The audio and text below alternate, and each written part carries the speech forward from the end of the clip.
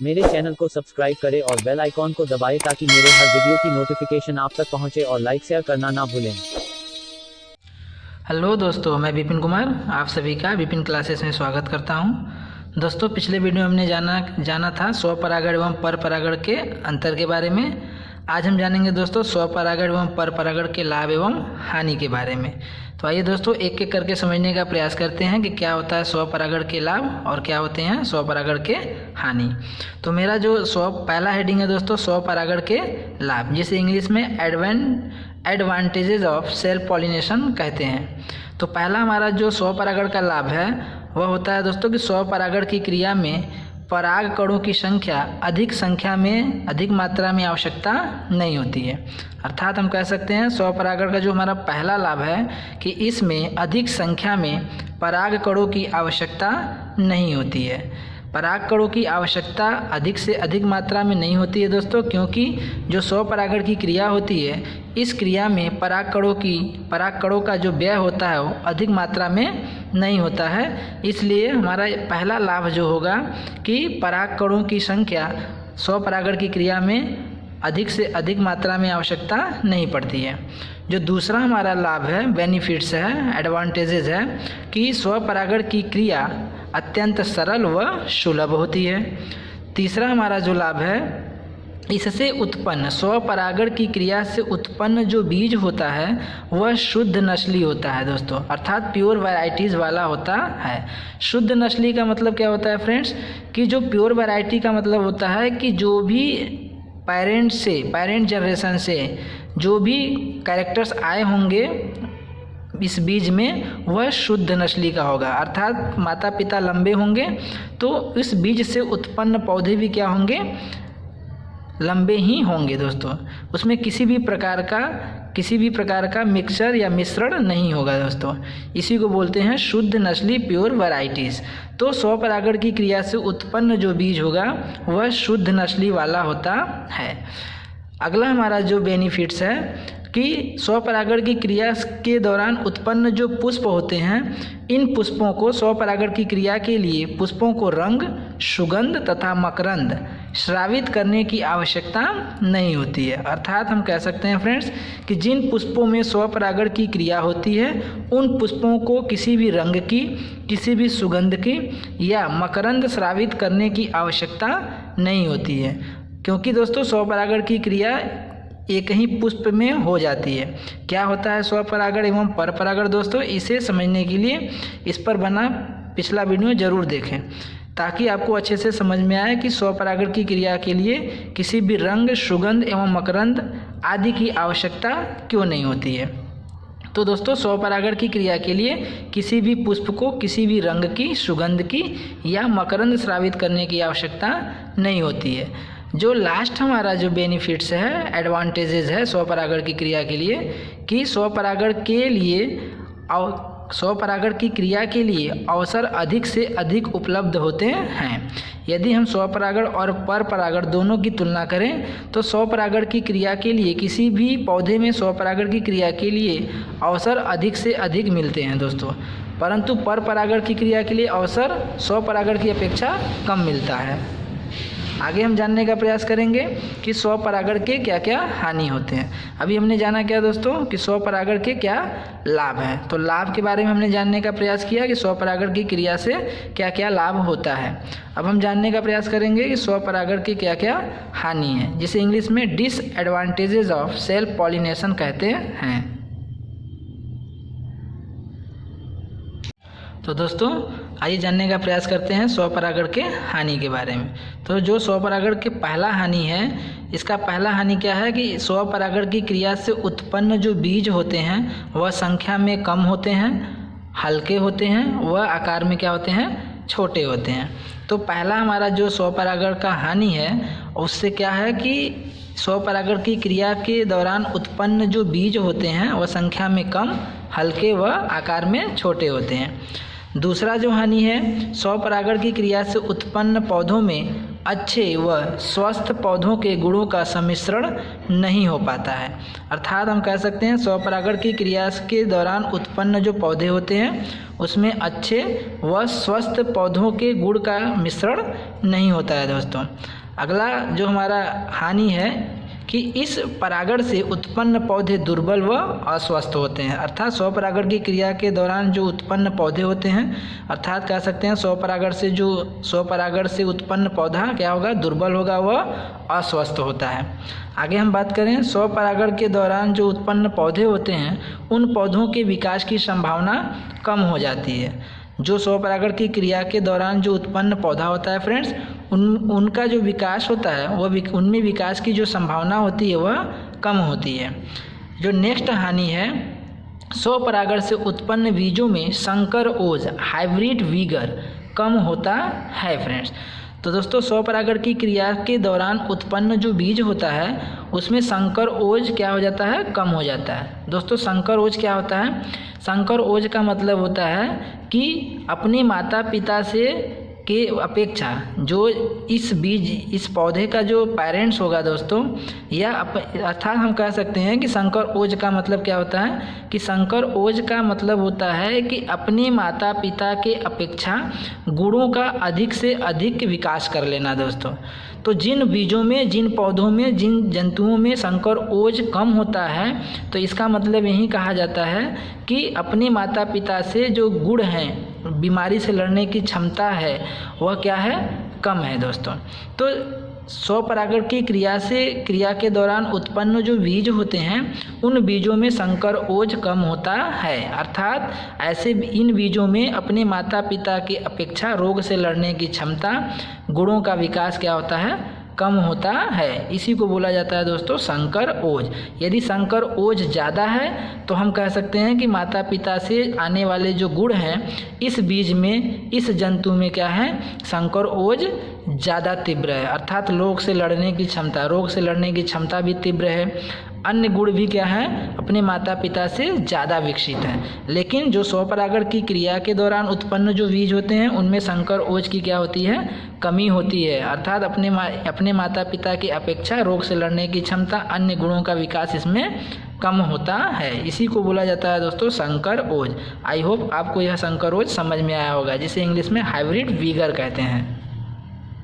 Friends अभी हमने समझने का प्रयास किया था स्वपरागण के लाभ एवं हानि के बारे में। अब हम समझेंगे दोस्तों परपरागण के लाभ एवं हानि के बारे में।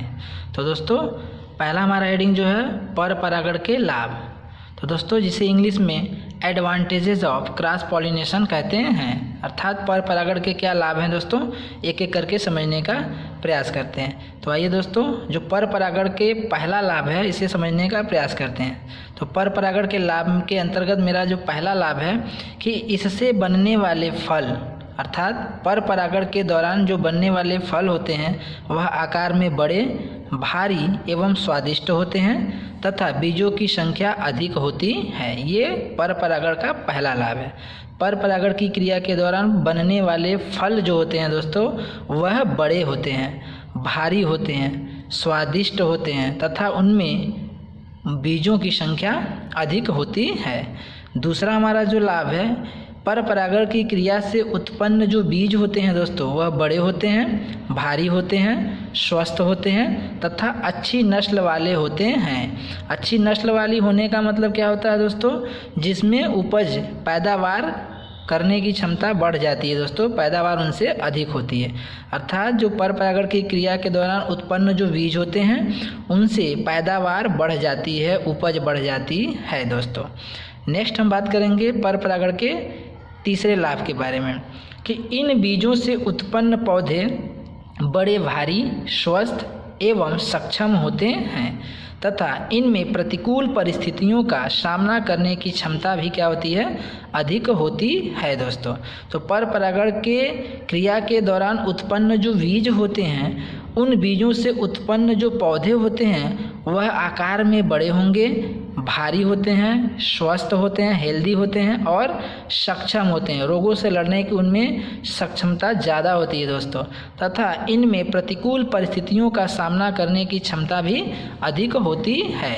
ये हमारा क्या था दोस्तों, पर परागण के लाभ के बारे में हमने एक एक करके समझने का प्रयास किया दोस्तों कि पर परागण के क्या लाभ हैं। तो ये हमने जो भी पॉइंट अभी डिस्कस किया ये सभी क्या हैं, पर परागण से होने वाले लाभ हैं दोस्तों। नेक्स्ट जानेंगे हम पर परागण के हानि के बारे में।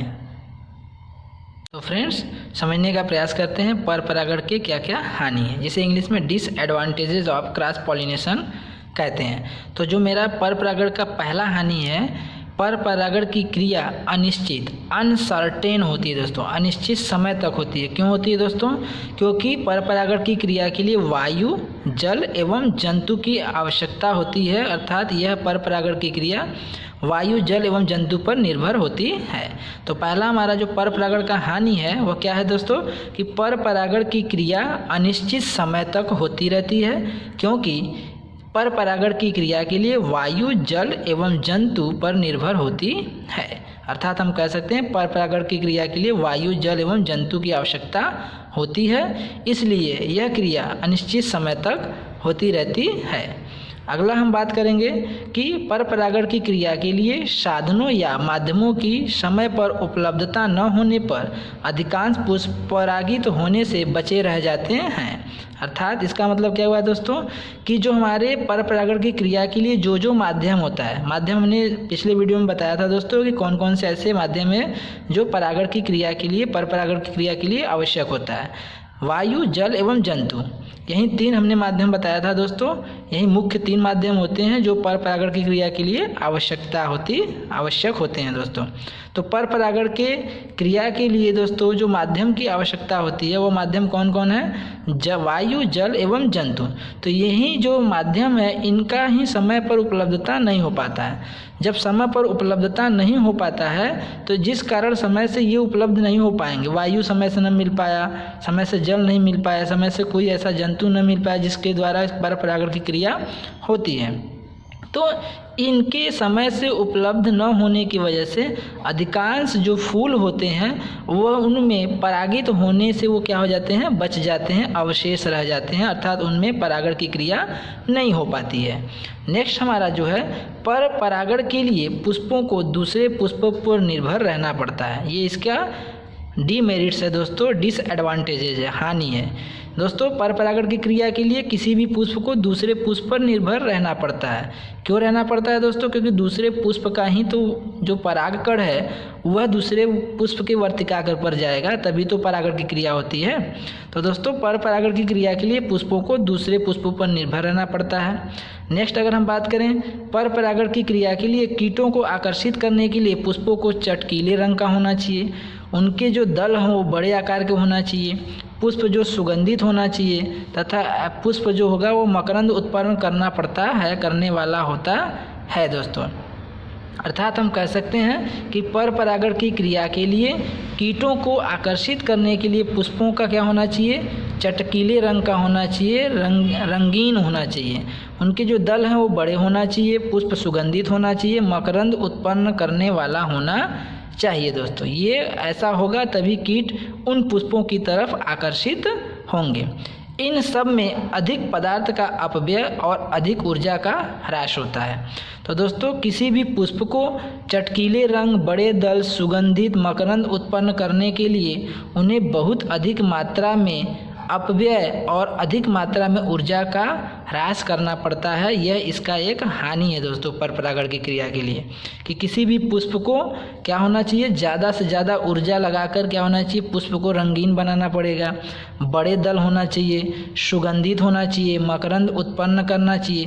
तो इन सभी को बनाने के लिए पुष्प को अधिक मात्रा में अपव्यय करना पड़ता है और अधिक मात्रा में ऊर्जा उत्पन्न करना पड़ता है। तो ये इसका एक डीमेरिट है दोस्तों। नेक्स्ट हम बात करेंगे पर परागित पुष्पों, विशेषकर वायु जो परागित पुष्पों में परागकण अधिक संख्या में नष्ट होते हैं।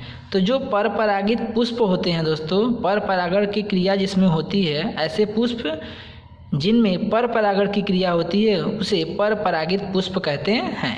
तो पर परागण की क्रिया जिन पुष्पों में होती है, विशेषकर किन पुष्पों में दोस्तों हम बात करेंगे, जिनमें वायु के द्वारा परागण की क्रिया होती है। तो वायु परागित जो पुष्प होते हैं उनमें परागकण जो है अधिक संख्या में नष्ट होते हैं। क्यों दोस्तों? क्योंकि जब वायु बहेगा तो क्या होगा, परागकण हल्के होते हैं, वह उड़कर अधिक दूर तक क्या हो जाते हैं, स्कैटर्ड हो जाते हैं दोस्तों, बिखर जाते हैं। तो इस वजह से पर परागित पुष्पों में, विशेषकर वायु परागित पुष्पों में परागकण अधिक संख्या में नष्ट होते हैं। यह भी एक डीमेरिट है दोस्तों, डिसएडवांटेज है पर परागण की क्रिया का, हानि है दोस्तों। क्यों दोस्तों? क्योंकि पर परागण की परागकण जो होते हैं वह ज़्यादा से ज़्यादा नष्ट होते हैं वायु के द्वारा। नेक्स्ट हम बात करेंगे, पर परागित बीज सदैव संकर होते हैं दोस्तों। जो पर परागित बीज होते हैं वो सदैव संकर होते हैं। संकर का मतलब होता है दोस्तों कई लक्षणों का क्या होता है, इसमें मिश्रण होता है फ्रेंड्स।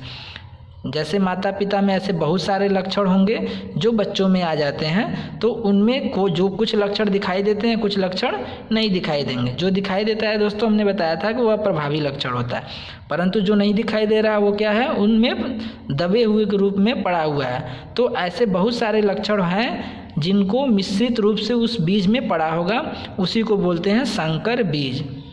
तो यह भी हमारा एक हानि है दोस्तों पर परागण की क्रिया का, कि पर परागित क्रिया के दौरान जो उत्पन्न बीज होते हैं वह संकर बीज होते हैं। असंकर बीज किसको बोला जाता है फ्रेंड्स? संकर का मतलब होता है जिनमें बहुत सारे लक्षणों का क्या हो, समावेश हो, इसी को बोलते हैं संकर बीज। तो दोस्तों आई होप आज का वीडियो आपको अच्छा लगा होगा दोस्तों। आज हमने जाना क्या, स्वपरागण पर परागण के हानि एवं लाभ के बारे में। तो दोस्तों आई होप आज का वीडियो आपको समझ में आया होगा दोस्तों। Thank you.